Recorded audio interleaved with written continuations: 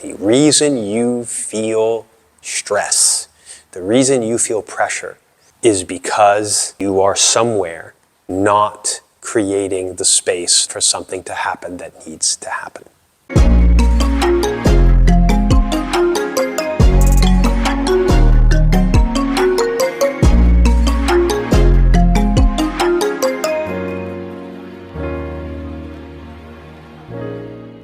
Hi, I'm Grant Kleiman from Darsana Martial Arts. Welcome to the channel. If you enjoy this content, please like and subscribe, share your thoughts in the comments below. And if you'd like to support this channel or join our online academy, there are links in the description. All right, let's get to the lesson. We're going to do Tao Te Ching, chapter 11. We'll go ahead and read from Stephen Mitchell's version. We join spokes together in a wheel, but it is the center whole that makes the wagon move. We shape clay into a pot, but it is the emptiness inside that holds whatever we want. We hammer wood for a house, but it is the inner space that makes it livable. We work with being, but non-being is what we use. Some other translations, when it talks about hammering wood for a house, the translations are more like we carve out windows and doors. And this is because apparently in a certain time and place in China, houses were carved into the clay soil of the hill. So they didn't put the houses together, they literally carved them out. The image of that kind of gets to this point even better, because it's talking about the openings that allow you to enter in to that space. But in either case, this chapter, I think, is pretty straightforward and clear. It says being and non-being require each other. Our tendency is to focus on the being, the manifest, rather than the unmanifest or non-being, but it's actually the non-being that makes the manifest function or gives it function. We think about the thing as what is being used, but actually what is being used is the empty space. There's a writing by Chuang Tzu that says something like, a man uses the ground to step upon, but it is the ground that he doesn't step upon that allows him to traverse distance. Something like that. In other words, the ground you're standing on, that's what you're using to stand, to support yourself, and when you step on the ground, but it's the space between your steps that travels you forward. And if you think about the Taichi symbol, any version of it, you have yin and yang. They are in equal proportion and they sort of move around each other. This is a key component to Tai Chi practice. It's a key component to the Taoist perspective, which is that whatever it is that is obvious and manifest, whatever seems to typically call our focus to it, it's important that we pay attention to the other side of things. Oftentimes in our Tai Chi practice, we talk about fullness and emptiness, or filling and emptying.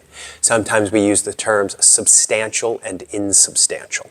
We could just as easily say yin and yang, which are the primordial concepts of all such relationships. But in this case, it is specifically talking about that which we focus on and seems to be of use, but drawing our attention to the fact that it isn't the physical presence that is being used, but the emptiness that it contains that makes it of use. In our physical practice, for example, especially you can see this in partner practice, such as in push hands, when we keep ourselves sort of physically full and dense through tension, whatever force comes against us meets that density as a resistance, and if that force is sufficient, it moves that density inside of us and takes us out of our center. But if we understand how to song, if we open inside, we create more internal space. And by creating that internal space, their force has somewhere to go. When we learn to move from one foot to another, rooting into one foot, rooting into another, we say we sink or we drain or pour our water down through that foot into the ground or down through the other foot into the ground. So there is this fluid exchange of density and force, of fullness in the body, where one part of the body becomes full and one part of the body becomes empty.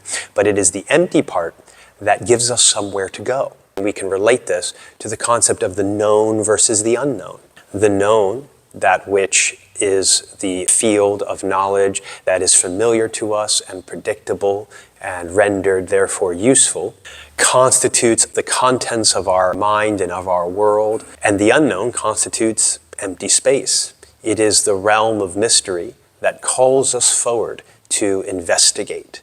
So Taichi practice and Taoist philosophy calls upon us to give, at the very least, equal focus to that which is not there. Here's what Alan Watts will do sometimes. He'll go like this.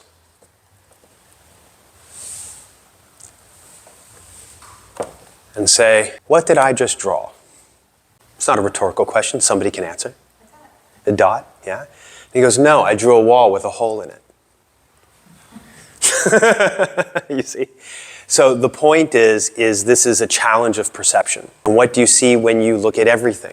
If you start to cast this lens at everything that you do, you will be surprised to discover how much you are focused upon what seems to be the solid, manifest, expressive stuff that's there.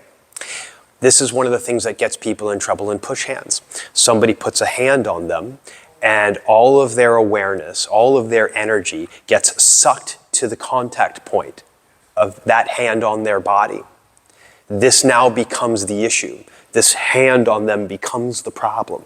Now they feel that they must either resist the hand or escape the hand or something of that nature. And they lose the forest for the trees. That's because you're focused on the hand instead of focused on all of the stuff and the space that's happening around the hand. Everything that's happening inside your body, everything that's happening inside their body, all the forces at work, right? And if you don't worry about the hand, you focus on your whole body and you feel where the pressures are, you can release and empty out and let those pressures move wherever they need to go. And it's irrelevant that the hand is touching you. It's no more their hand touching you than your arm touching their hand, right? That's another way of looking at it. You can flip the script in that way. Howard asked me the other day, which one's yin and which one's yang, the black one or the white one? And he assumed the white one was yin. When we draw something, usually we draw on a white piece of paper and make a dark mark. So we're looking at the thing that's there. The black thing on the white is there. But actually, yang is typically considered to be the white because it's light. Light is expressive, right? So the white is actually the known, the manifest. It's what's in the light. It's like the part of the moon that's receiving light versus the part of the moon that's receiving the dark. There are some people who theorize that's actually where the Taichi symbol comes from, was from the phases of the moon. That which is in the dark, that which is in shadow, is unknown, is mysterious. That's yin, okay? In a way, it doesn't matter because it's just about relationship. This is very important for your practice.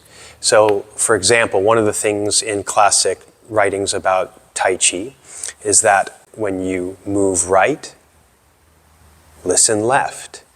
When you advance, pay attention to the space behind you. Right? When you go up, pay attention to what's below you. Right? And you go out, focus within. All of this is the admonition to, in essence, pay attention to the balance between the expressive and the receptive, to the yin and yang, not just the yang, but you'll notice that your mind and your awareness will always be pulled towards the yang. And I may have talked about this before, that when you draw, there's this notion of positive and negative space. And there's an exercise called contour drawing, which is basically where you do a continuous line that essentially outlines a figure.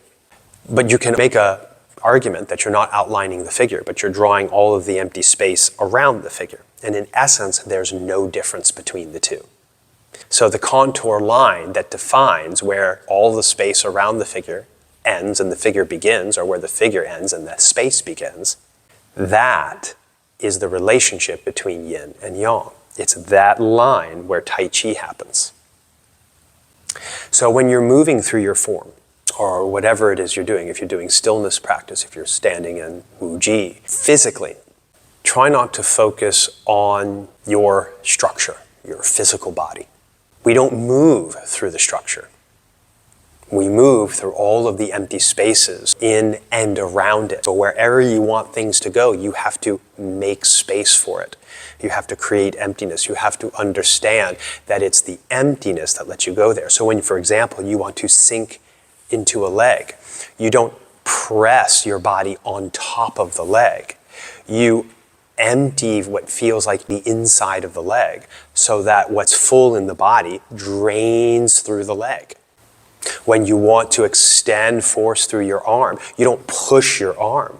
You open the joints, you empty them so that force can travel through the arm. And the same thing with the body. If you get this concept, even if it's just that you're getting it conceptually, you can explore it in your body. You should try to feel this.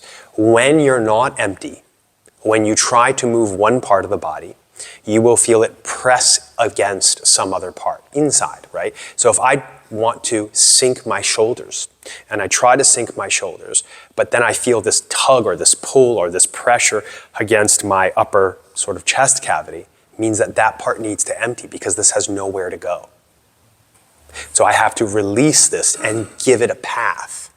And then if I'm doing that and I feel pressure right here, that means this has to release and empty to give what was up here somewhere to go. This is the process of sinking.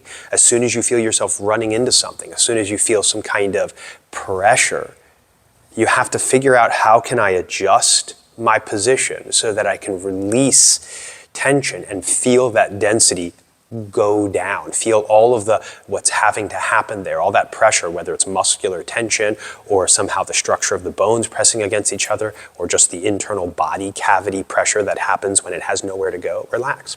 So for example, if you tightened your abdomen or tightened your back and tried to take a breath, the breath wouldn't go down into your abdomen because it's all tight there. It's full, it's stuck, there's no empty space, so it expands upward into your shoulders and outward into your chest because the pressure has to have somewhere to go.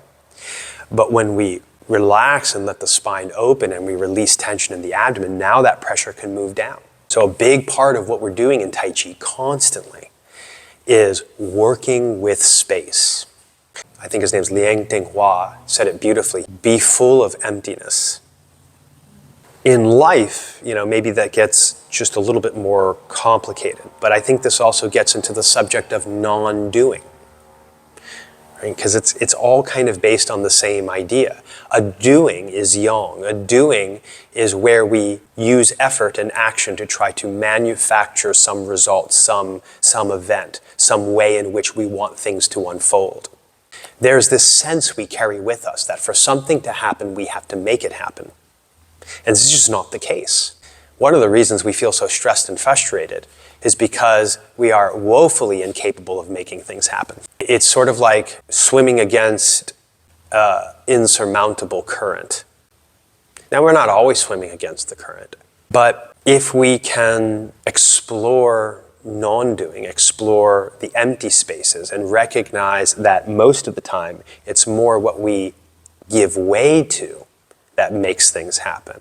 And then if we can learn in a way to become a space for things to happen, then just by being there, we begin to shape things differently. And I think I mentioned this a little bit in the last chapter. So this is similar too, yeah? Just by our presence and the fact that we are not imposing anything, we open ourselves up, but we ourselves, in a way, are a vessel or a filter or a conduit, something to be flowed through. So as we clean out that vessel, get rid of all of the mental, emotional, and physical blockage and tension, that which is most truly us gets to happen, and whatever we interact with is perhaps more authentically influenced by us, but not in a manner that is a gamble based on what we want or hope or fear, but in a manner that just unfolds from our nature, from us just being us, without getting in our own way or in the way of anything else. Think about when you feel best. Isn't it usually when things just seem to almost happen by themselves, and people say, wow, you did so great. And you're like, I don't feel like I did anything. But how do you do that? Right? That's what we're all trying to figure out. How do I do that all the time? The problem is we're thinking that it's something we do. We don't do it. We become the space for it to happen. We cultivate that in our Taichi practice. In standing Wuji, we're doing that in a very fundamental way. In form practice, we let the form pass through us the way a flute lets wind pass through it. We open ourselves and we let the movements, the motions of the form, like brushstrokes of force in the air, pass through us, and we don't get in the way. It is the emptiness that we create inside that allows the form to function through us.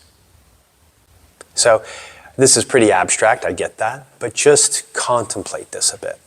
Contemplate this and keep contemplating it. And if you feel you're running into something, whether you're running into your own body during form practice or standing practice, whether you're running into another person in partner practice, or you feel like you're running up against something in life, check to see where you are not attending to the empty space. Because if you're running into something, you are something to be run into.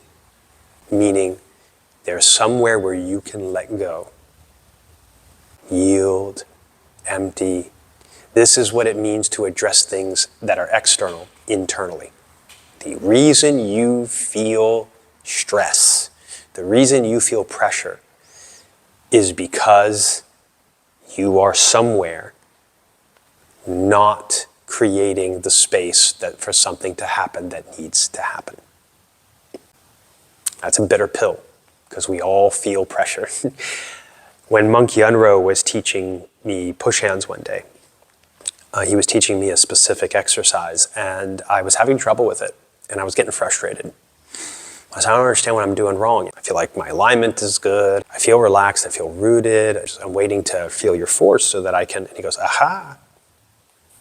And I said, what? He goes, say it again. I said, I'm waiting to feel your force. He goes, there you go. I said, what? Then he goes, if you are feeling my force, then you've waited too long to respond. You haven't changed in accordance with what I'm doing. And I was like, whoa, okay. That was a whole paradigm shift. But that's what, in my opinion, this is about. And there's layers and layers and layers of looking for where you're getting in the way and why. So your Wuji standing is more than just a physical practice. It can become a meditation on where you are resisting change. Listen, it's like peeling an onion. You got to pull away all the things that are in the way and you will cry. It's not easy. It's hard work. It's the hardest work because you're literally coming up against, specifically for you, whatever it is that's the hardest for you to let go. Anything else is lip service.